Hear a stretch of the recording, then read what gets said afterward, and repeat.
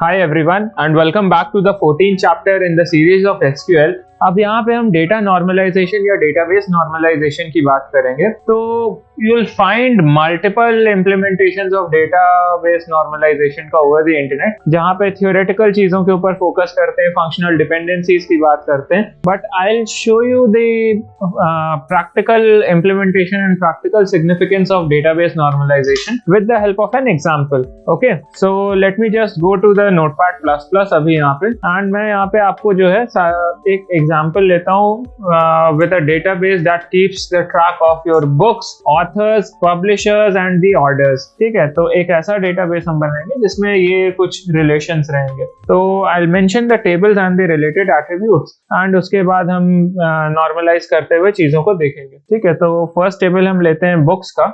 ठीक है, and books के अंदर will have some attribute which will be the book ID, then will have the book title, then will have the author name, then we'll have the ISBN, book का हर एक book का अपना एक ISBN होता है, then we'll have the publisher name and the publication year।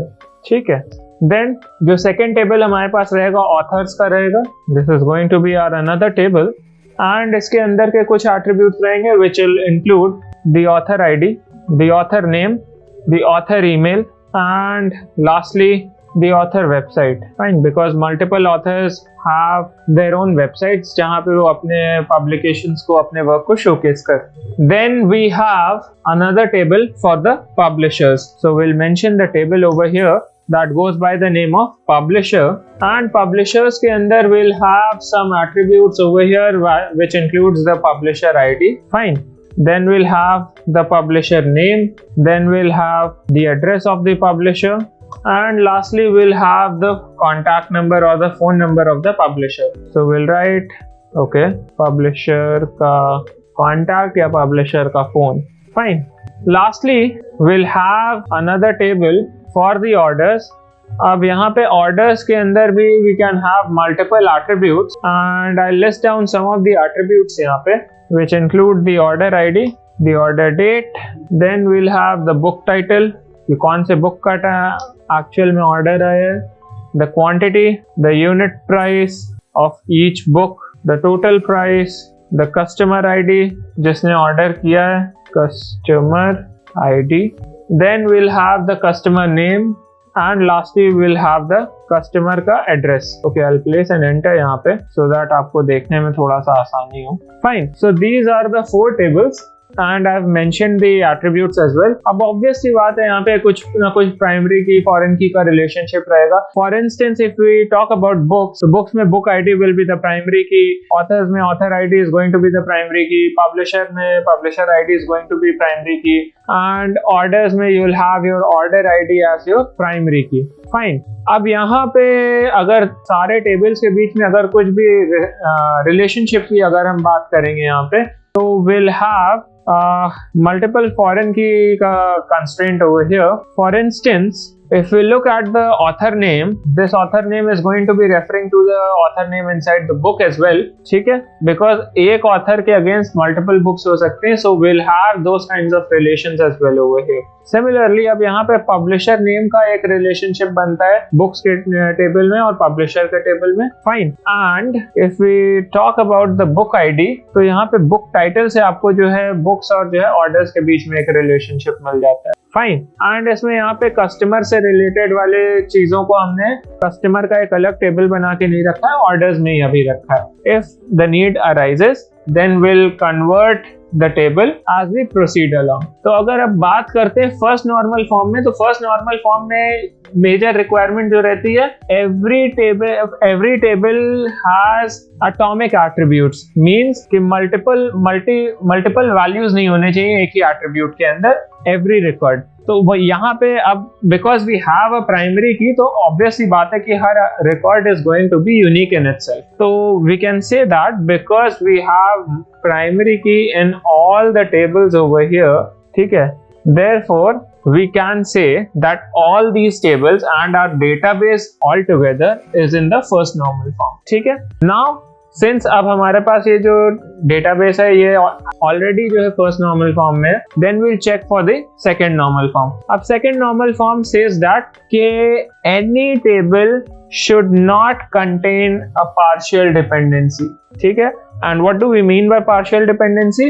For instance, let me just show you with the help of another example. If we have a table with 4 attributes with the name A, B, C and D, and इसमें मैं कहता हूँ कि हमारे पास जो primary की या फिर जो कैंडिडेट की है ना, let me just write primary की यहाँ पे जो है, that is A and B. The combination of A, B is going to be acting as the primary key.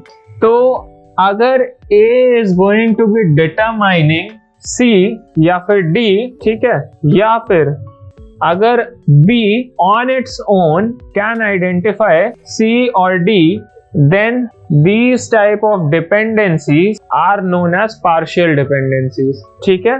And second normal form से इसकी पार्शियल डिपेंडेंसी नहीं होनी चाहिए। तो सबसे पहले हमें ऐसी डिपेंडेंसी चेक करनी होगी कि वेदर जो हमारे पास प्राइमरी की है उसका सबसेट कहीं कोई और एट्रीब्यूट को डिटरमाइन तो नहीं कर रहा है। So if we look at it, books table के अंदर we have a single attribute which is the primary key. अब बुक आईडी के बेसिस पे हम बुक टाइटल को भी डिटरमाइन कर सकते हैं, ऑथर नेम को भी डिटरमाइन कर सकते हैं, ISBN, publisher name, publication year, ये सारी चीजें डिटरमाइन कर सकते हैं। So the table books is in second normal form, fine. But if you look upon the things much more closely, यहाँ पे you can find the books table is not going to be in the second normal form because the publisher name and the publication year attributes are depending on the book title, ठीक है।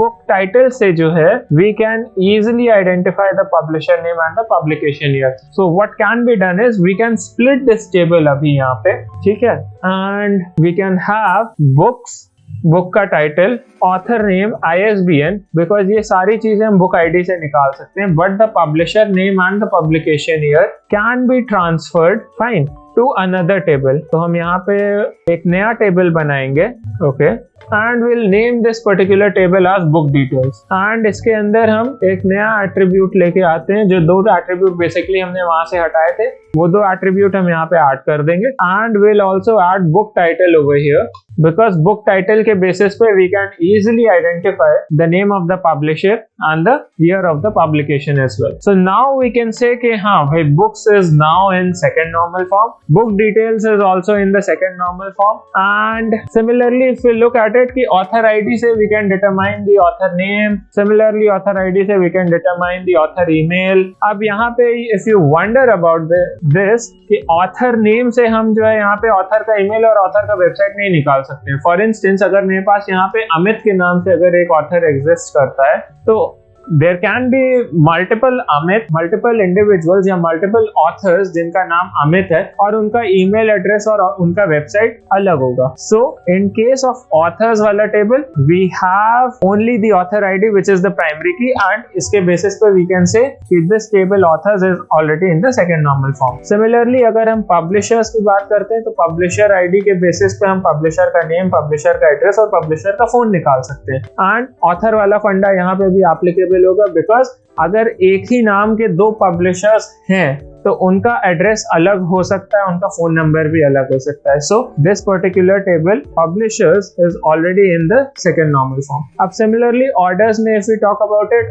Order ID के basis पे हम order date, book title, ये सारी चीजें निकाल सकते हैं, बट ऑर्डर डेट के बेसिस पे if we try and find out कि हाँ अगर ऑर्डर आईडी हम निकाल लें तो it is not possible. Similarly book title के बेसिस पे हम ऑर्डर आईडी नहीं निकाल सकते या कोई और एट्रीब्यूट नहीं निकाल सकते। Similarly if we look about the quantity, unit price, total price, customer ID, customer name, customer address, ये सारे फील्ड्स के बेसिस पे हम कोई भी और फील्ड का डिटर्मिनेशन नहीं कर सकते। So therefore we can say that this particular table orders, and now all the 5 tables जो हमने यहाँ पे बनाए हैं, these all are in the second normal form, therefore our database altogether is in the second normal form. So I'll remove this, and अब हम आ जाते हैं third normal form पे। Third normal form says that each non key attribute in a table is not transitively dependent. So यहाँ पे transitive dependency की बात आ जाती है, ठीक है। अब यहाँ पे अगर हम पब्लिशर का टेबल देखेंगे ना, तो पब्लिशर एड्रेस और publisher phone are actually dependent upon the publisher name which is not a primary key. Fine. अब यहाँ पे अगर हम देखते हैं कि पब्लिशर एड्रेस और पब्लिशर फोन का अगर हम डिपेंडेंसी निकालने की कोशिश करेंगे, देन वी कैन से कि हाँ, somewhat in most of the cases publisher name is going to be also determining the address of the publisher and contact information of the publisher. Fine. So इसको avoid करने के लिए what we are going to do is publishers को भी हम यहाँ पे split कर देते हैं and publishers table के अंदर will have the publisher ID and the publisher name and the data which was actually removed अभी यहाँ से that will go inside the publisher details. Publisher details and यहाँ पे जो attributes मैं ऐड करूंगा ना, that are going to be the name of the publisher, the address of the publisher and the contact information of the publisher. So by doing so हम यहाँ पे अब आप धीरे धीरे you can identify कि कैसे कैसे हम टेबल को फर्स्ट नॉर्मल फॉर्म से अब थर्ड नॉर्मल फॉर्म तक लेके आ चुके। नाउ फोर्थ नॉर्मल फॉर्म की अगर हम बात करें, फोर्थ नॉर्मल फॉर्म कहता है कि मल्टी वैल्यू डिपेंडेंसी नहीं होनी चाहिए। फाइन। अब मल्टी वैल्यू डिपेंडेंसी की अगर if we talk about it, then we can say that orders वाला जो टेबल है that contains multi-value dependency because यहाँ पे the field order ID, the order date, customer ID, customer name, ये सारे जो चारों attribute हैं, ये सब जो है combine करके they can determine the order का total, that is the total price, ठीक है। Let me just tell this once again. The order ID, the order date, the customer ID, okay, and lastly the customer name का combination can determine the total price. Therefore, we need to break this table जहाँ पे अब orders के अंदर the attributes will be the order ID, the date of the order, the quantity. So I'll remove this particular book title, quantity, the unit price, the total price, the customer ID. Fine. Customer name and customer address. So we'll remove this and what we'll do is we will create a new table by the name order details and इसके अंदर हम सारे के सारे attributes को डाल देंगे and the attributes will be the order ID, the book title and we'll have the book ID. ठीक है। अब you might be thinking कि यहाँ पे कुछ attributes हमने कम ज़्यादा कर दिए हैं। So this is done so that अब हम ज्वाइन ऑपरेशन जब भी करेंगे ना, इनर ज्वाइन या क्रॉस ज्वाइन जब भी करेंगे, डिपेंडिंग अपॉन कैसा रिक्वायरमेंट आता है, तो उसके बेसिस पे हम डेटा को वापस से जो है लेके आ सकते हैं in its original form if required. Otherwise इस रिप्रेजेंटेशन के साथ we are able to preserve the functional dependency altogether. Fine. अब यहाँ पे हम बात करते हैं, ये तो हमने फोर्थ नॉर्मल फॉर्म में लेके आ गए जहां पे हमारे पास multi value dependency is eliminated. But अगर हम फिफ्थ नॉर्मल फॉर्म की बात करेंगे तो जॉइंट डिपेंडेंसी की बात आ जाती है। जॉइंट डिपेंडेंसी का मीनिंग होता है कि अगर हमने दो सेपरेटेड टेबल्स हैं, जैसे अभी यहाँ पे हमने ऑर्डर्स और ऑर्डर्स टेबल को स्प्लिट करके हमने ऑर्डर्स और ऑर्डर डिटेल्स बनाया, अब वापस अगर कंबाइन करेंगे तो ओरिजिनल डेटा ही हमारे पास आना चाहिए, डेटा का लॉस नहीं होना चाहिए कहीं से भी। सो फिफ्थ नॉर्मल फॉर्म में we take care of these things. तो अब यहाँ पे क्या करेंगे, अब if we look about the table का स्ट्रक्चर यहाँ पे, तो बुक डिटेल्स के अंदर यहाँ पे अगर आप देखोगे ना, तो जो है हमारे पास जॉइंट डिपेंडेंसी रहती है। बिकॉज कि अगर जब हम बुक डिटेल्स को बुक के साथ अगर हम वापस कंबाइन करेंगे तो बुक टाइटल और पब्लिशर नेम का रिपीट होने का चांस होता है। फाइन। सो अब इसको वापस से प्रिजर्व करने के लिए या इसको रिमूव करने के लिए what we need to do is कि हम बुक्स और बुक डिटेल्स और पब्लिशर्स ये सारे टेबल्स में अब हम चेंजेस करेंगे। सो बुक्स के अंदर what we are going to do is अब यहाँ पे हम फिर से यही चार एट्रीब्यूट्स रखेंगे, book ID, book title, the author name and the ISBN। ठीक। And publishers में what we are going to do is we are going to maintain the publisher ID and the publisher का name. Fine. But publication details का अगर हम देखेंगे यहाँ ना, so what we are going to do is publication का एक detail बनाते हैं. Fine. So we'll create a new table that goes by the name of publication details table and इस table का नाम हम रखेंगे publication details. Fine. And इसके अंदर के attributes रहेंगे book ID, publisher ID and the publication year. So book ID, publisher ID and publication year. Fine. So इस एक्स्ट्रा टेबल का यूज अगर हम करेंगे तो हमारे पास जॉइंट डिपेंडेंसी एलिमिनेट हो जाएगी। फाइन। अब लास्टली हमारे पास चीजें आती हैं 6th नॉर्मल फॉर्म में। 6th normal form says that every joint dependency is eliminated without creating any extra table। अभी यहाँ पे हमने extra table create किया, ठीक है, तो अब यहाँ पे फर्दर हमें एक्स्ट्रा टेबल क्रिएट करने की जरूरत ना पड़े एंड जॉइंट डिपेंडेंसी एलिमिनेट हो जाए। तो यहाँ पे if we look about the things and जो इनिशियल स्ट्रक्चर था हमारे डेटाबेस का, इनिशियल 4 टेबल से हमने जो शुरू किया था, तो यहाँ पे if you look at these things ना, तो बुक्स और बुक डिटेल्स को मर्ज करके हमारे पास ओरिजिनल बुक्स टेबल आ जाएगा। ऑथर और पब्लिशर को कंबाइन करेंगे तो यहाँ पे हमारे पास ओरिजिनल ऑथर वाला टेबल आ जाएगा, ठीक है।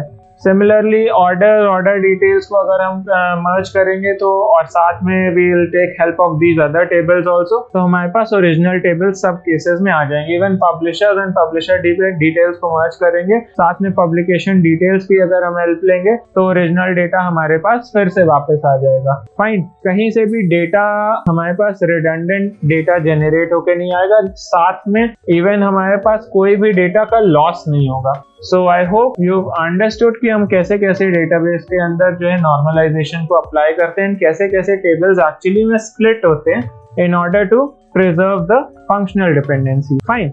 So this marks the end for the chapter and यहाँ पे I have also listed the theory aspect of these things. ठीक है?